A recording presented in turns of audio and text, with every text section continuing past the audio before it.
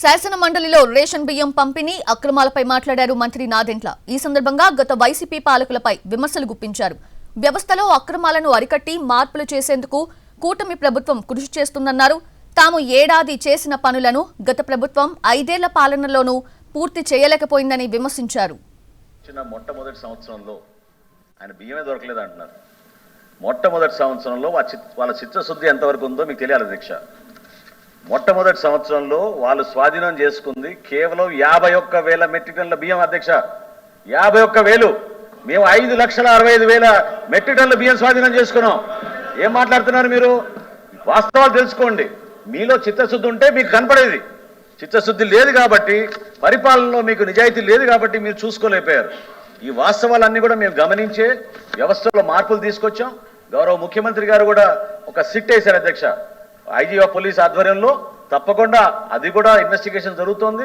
మీ ప్రాపర్టీని మీరు work busy వల్ల కానీ, దూరంగా ఉండటం వల్ల కానీ రెగ్యులర్గా చూసుకోలేకపోతున్నారా? ల్యాండ్ గస్తీ కంపెనీ మీ ప్రాపర్టీ దగ్గరికి రెగ్యులర్గా వెళ్లి చెక్ చేసి photos, videos, land measurements, legal updates ఇస్తుంది. Rental, repair service also available. Contact us 8977782303. రాష్ట్ర వ్యాప్తంగా ప్రక్షాళన దిశగా మేము ముందుకెళ్తున్నాం అధ్యక్ష. టెక్నాలజీని వాడుతున్నాం. ఫేర్ ప్రైస్ షాపులు తీసే అధ్యక్ష. 6A కేసులు కానీ 7A కేసులు కూడా అవి క్షేత్రస్థాయిలో జిల్లా కోర్టు పరిధిలోకి వెళ్తాయి అధ్యక్ష. చాలామంది గౌరవ హైకోర్టుకి వెళ్ళి ఇమీడియట్గా స్టే ఆర్డర్లు తెచ్చుకుని మేము తీసుకోదలుచుకున్న యాక్షన్ని క్షేత్రస్థాయిలో ఇంప్లిమెంట్ చేయలేకపోతున్నాం అధ్యక్ష. కానీ ఎన్ఫోర్స్మెంట్ విషయంలో మాత్రం ఎక్కడ పొరపాటు లేకుండా కాకినాడ పోర్టులో మొట్టమొదటిసారి 3 చెక్ పోస్టులు ఏర్పాటు చేశాం అధ్యక్ష. అదేవిధంగా విశాఖపట్నం పోర్టులో 3 చెక్ పోస్టులు ఏర్పాటు చేశాం అధ్యక్ష.